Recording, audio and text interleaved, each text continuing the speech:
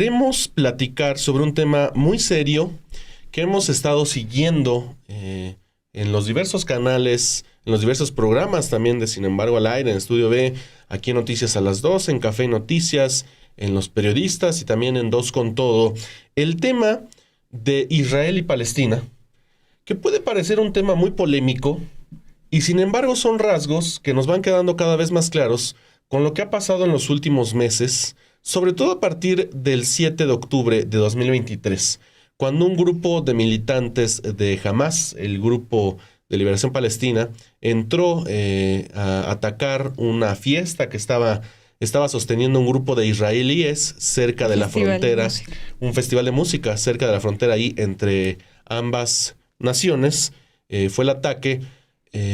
A partir de entonces, pero desde décadas antes, Israel soltó una ofensiva brutal en la Franja de Gaza, en el West Bank, ahora sumó sus ataques, su campaña en Líbano, incluso bombardeó lugares en Irán, ha provocado un polvorín en Medio Oriente, este Estado de Israel, que como le decíamos, pues sí, a partir del 7 de octubre del año pasado que se dio este primer ataque, pero viene desde mucho antes la historia. No es como que estaban en paz y de repente llegaron los militantes de Hamas y explotaron con la guerra. El Estado de Israel se constituye hace varias décadas después de del término de la Segunda Guerra Mundial. Se les otorga este espacio para crear un Estado judío como tal, como se les había prometido durante muchas veces.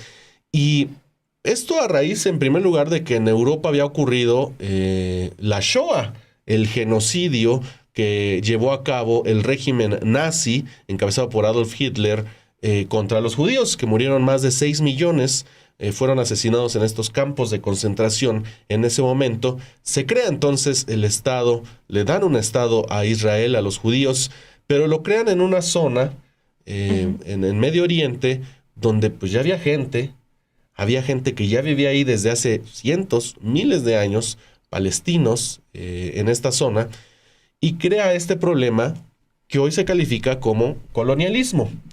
Pero esto definitivamente ha empeorado en los últimos meses. La destrucción de la Franja de Gaza ha sido contundente. Las cifras son incompletas, no las conocemos muy bien, pero hablan de más de 45,000 asesinatos. Son, Manu, Sí. de acuerdo con autoridades sanitarias locales de Palestina, Sí. hablan de que desde que empezó justamente esta guerra, desde el 7 de octubre, como bien lo mencionas, hablan de 43,000 personas asesinadas desde aquel entonces. Ahora, el problema aquí es que de esas 43,000 personas asesinadas no se distinguen entre si son civiles o si son combatientes.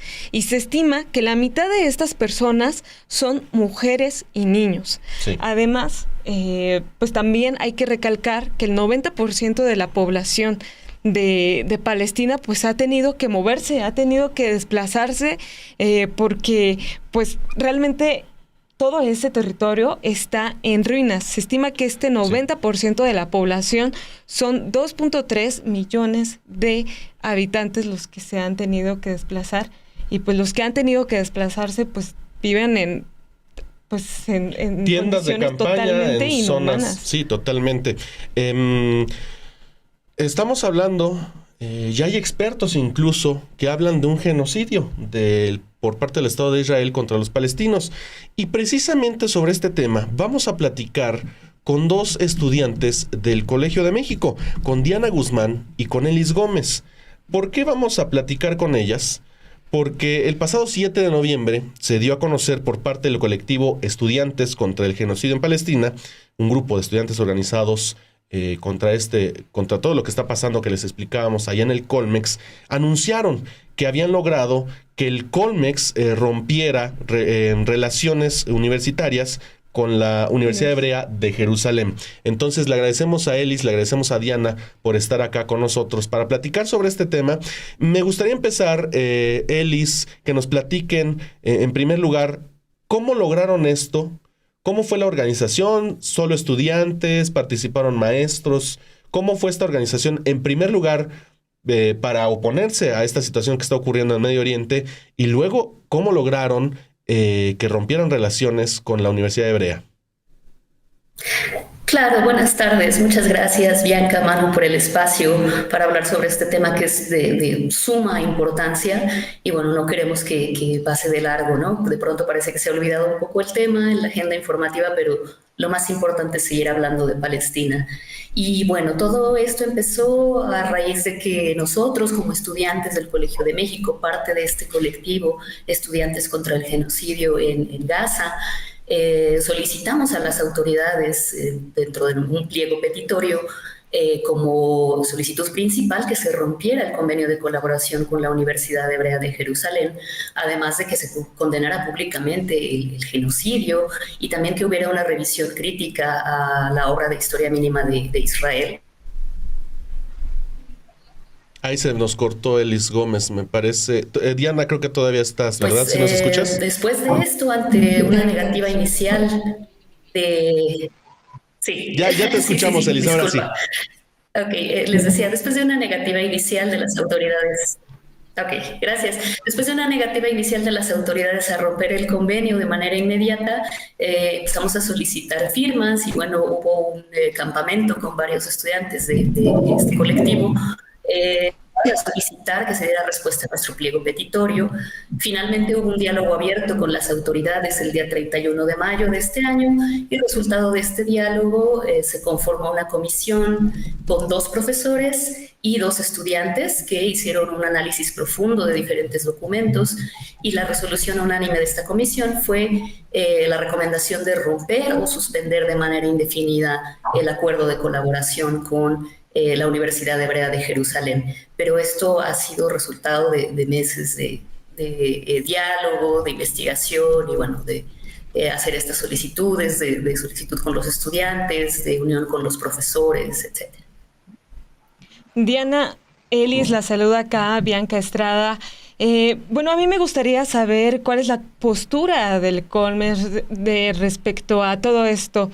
Al final aceptaron la decisión, pero en todo este proceso, pues, ¿hubo una resistencia por parte de este colegio o tuvieron un apoyo?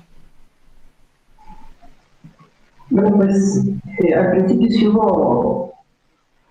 Bueno, el colegio al comienzo intentó mantener una postura de neutralidad, porque, bueno, se tenía que como institución pública tenían pues algunas relaciones institucionales pues, con instituciones que no estuvieran a favor de romper un convenio. Entonces el colegio de estudios sí se trató de mantener neutral, pero por supuesto que siempre nos dio espacio para el diálogo. Escuchó las peticiones de los estudiantes, de otros profesores que también se unieron a nuestras peticiones de revisar y cancelar el convenio con la Universidad de Jerusalén. Entonces, después de una serie de varios diálogos abiertos con las principales autoridades del colegio, se llegaron a las propuestas de realizar un convenio en el que, como mencionó Liz, se incluyeran 2 estudiantes y 2 profesores para que con base en documentación, fuentes históricas sobre lo que ha pasado en Israel y sobre el genocidio que ha cometido Israel en la franja de Gaza, y como la Universidad de Jerusalén está involucrada en el genocidio, se pudiera llegar a un acuerdo de suspender o no el convenio con la Universidad de Jerusalén. Y bueno, afortunadamente, después de varias decisiones en esa comisión, se logró suspender el convenio con la Universidad de Jerusalén.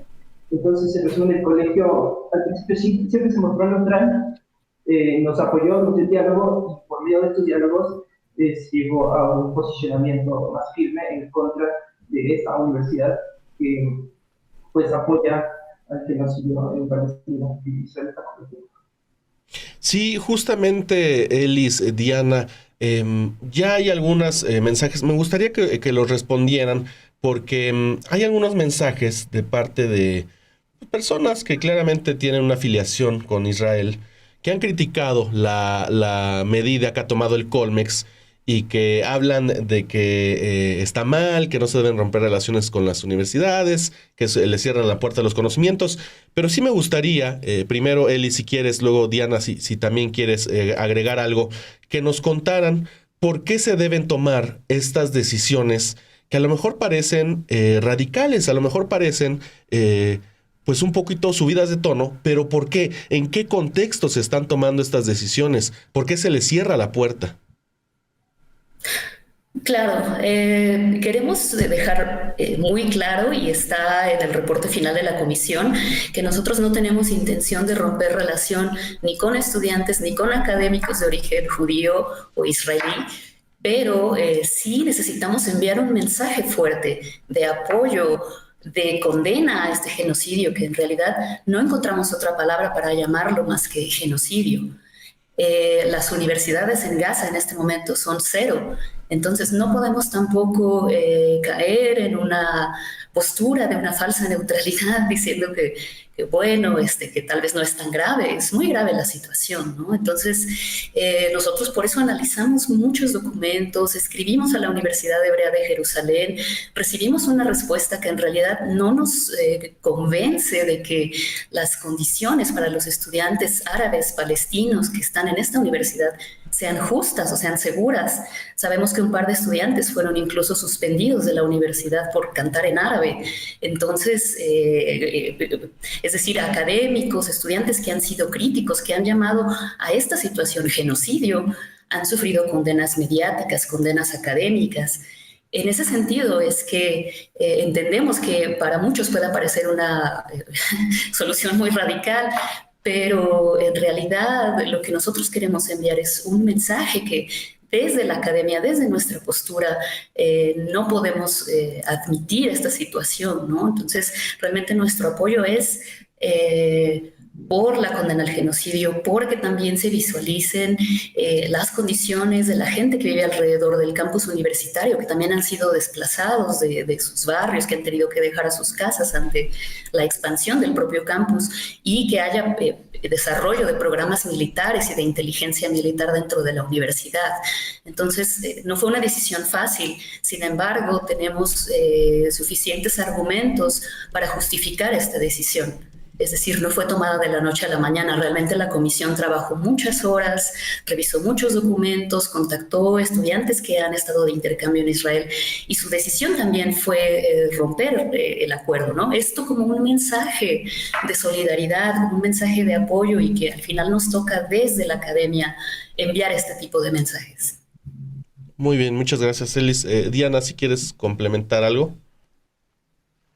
Sí, pues muchas de las críticas que recibimos, tanto como colectivo, como las críticas que recibió muchas de estas se hacen un poco desde la ignorancia, porque hay gran cantidad de comentarios que acusan ahora al colegio y que acusaron siempre de nuestros esfuerzos por visualizar el genocidio, nos han acusado de antisemitas o de cosas que realmente pues terminan siendo una confusión de términos. Lo que nosotros nos posicionamos como un colectivo antisionista, estamos en contra del genocidio que está perpetuando Israel en la franja de Gaza. Pero en lo que la gente sigue sin entender también, aparte de estas diferencias entre antisionismo y antisemitismo, y también ya como es que nuestro objetivo es visualizar, o hacer visible que hay un genocidio en Palestina, y que nosotros desde la academia sí podemos tomar acciones para que se siga usando este genocidio, para que se siga condenando desde otras universidades, y así también dar un ejemplo de cómo, tanto como colectivo estudiantil como institución, podemos llegar a suspender convenios con universidades que nos digan, y que otros nos sigan el ejemplo y que se sumen a estos esfuerzos por demandar un cese al fuego y por seguir condenando hasta que se den. Muy bien, me gustaría nada más preguntarles, Bianca, antes de que vayas tú. Elis, Diana, no sé si ustedes han tenido comunicación con otras universidades, con otros compañeros de otras escuelas, si les han dicho algo, si los han apoyado, si también se plantea esta situación que ya se hizo en el Colmex de romper estas relaciones en otras universidades. Y justamente recordando también al auditorio que se conecta aquí en Sin embargo al aire, ya hay un antecedente. El antecedente es la Sudáfrica de la época del apartheid. se rompieron relaciones en ese momento con el régimen del apartheid allá en Sudáfrica, porque era evidente que había una sumisión, un esclavismo contra la población negra en ese momento, y también se rompieron relaciones económicas, comerciales, de escuelas, de universidades. Ya tenemos ese antecedente que ahora estamos viendo también en este caso con Israel. Entonces, si nos contestan esta pregunta del tema de otros compañeros de otras universidades. Sí, claro, gracias. Por supuesto, hemos estado en comunicación con colectivos de otras universidades, no solo en México, sino en España, por ejemplo, y en realidad es lo que creo que hace fuerte el movimiento, el que estemos todos juntos con una idea común, que es justamente el romper relaciones académicas como una forma de presión no violenta a lo que consideramos pues justamente un régimen de apartheid. Entonces, las acciones no solo han sido al interior del Colmex, en realidad hemos tenido muchas actividades dentro de asambleas que ha organizado la Facultad de Economía en la UNAM. Ahora con el CIDE hemos tenido comunicación, que también ellos han decidido romper relaciones. Con el TEC de Monterrey, que justamente está teniendo su diálogo. Desafortunadamente no quisieron que fuera un espacio abierto, pero esperamos que también puedan avanzar los diálogos en esta universidad. Con gente en Puebla, en Guadalajara, es decir, estamos constantemente en comunicación para que haya apoyo y acuerpamiento a estas asociaciones estudiantiles. Y yo creo que la relevancia del tema es ver cómo se han movilizado estudiantes en todo el mundo, ver cómo las universidades en Estados Unidos, en Suecia, en Europa, en España, en México, en Bolivia, están movilizándose y están justamente haciendo esta crítica y esta forma de presión no violenta ante lo que consideramos un régimen de apartheid. Entonces, estamos en constante comunicación con otras instituciones. Elis, Diana, ya la última por mi parte. Yo quisiera saber si han recibido presiones o críticas justamente por su movimiento. Pues sí recibimos críticas, tanto dentro del colegio como fuera de aquí. Aquí en el colegio pues hay cierto grupo pequeño, actualmente, pero hay un grupo pequeño de estudiantes que sí están en contra de lo que estamos haciendo, y también hubo muchos profesores que se posicionaron en contra de romper el convenio con la Universidad de Jerusalén. Pero también algo que sucedió con los movimientos es que las opiniones del profesorado y del alumnado y también de personas del exterior se fueron cambiando conforme el tiempo, también con las acciones que nosotros hicimos, porque nosotros para llegar al convenio y también para seguir existiendo diálogos con las autoridades, establecimos un espacio libre de apertura aquí en el campus, y eso también suscitó la molestia de algunos profesores y también críticas del exterior, de gente que nos decía que éramos unos copiones de las universidades de Estados Unidos, porque ellos también estaban haciendo sus campamentos en sus universidades.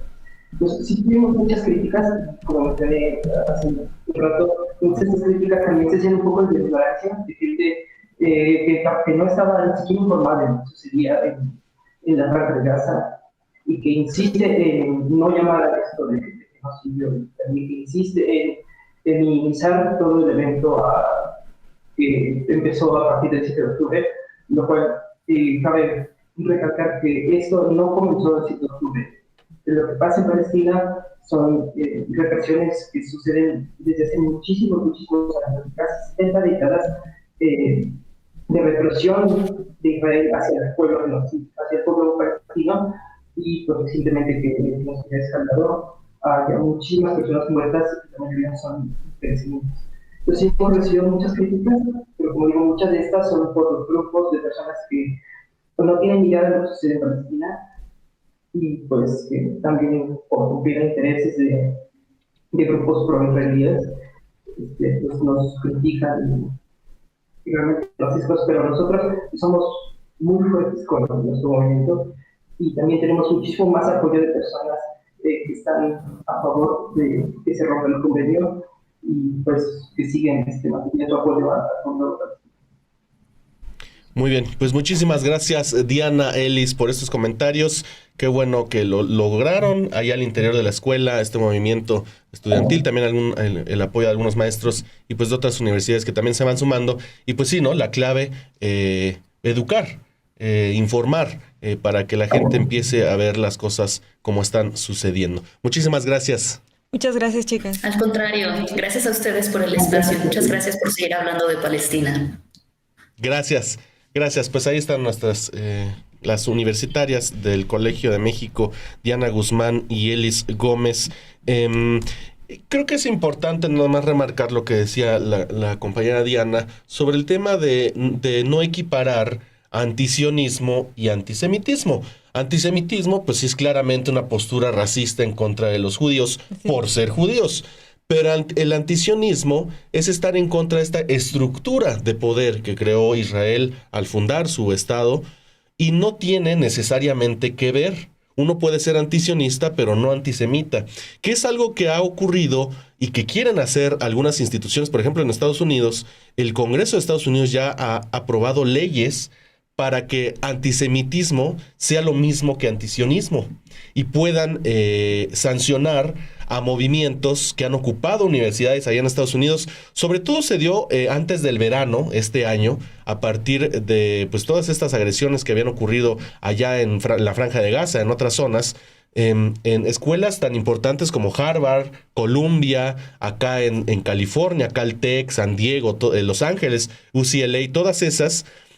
Hubo manifestaciones, hubo una represión importante en estos lugares, allá en Estados Unidos, en Europa, también en algunas zonas de Italia, por ejemplo, represiones contra los movimientos estudiantiles a favor del movimiento de liberación palestina, y que incluso figuras como la activista, se me olvidó su nombre, la niña que era activista ambiental, Greta Thunberg. Ella se volvió una activista portavoz también del movimiento de liberación palestina en Europa, ha insistido mucho con esta idea de que todo está conectado. El colonialismo, el cambio climático, el sistema capitalista y el genocidio israelí en Palestina están conectados. Entonces, pues sí, qué bueno que las compañeras hayan logrado, no solo ellas dos, que son las voceras que hoy nos tocaron platicar con ellas, sino todo este grupo estudiantil ahí en el Colmex que ha logrado romper relaciones, no para evitar el conocimiento, sino para marcar una diferencia con el Estado de Israel como medida de presión para frenar esta ofensiva.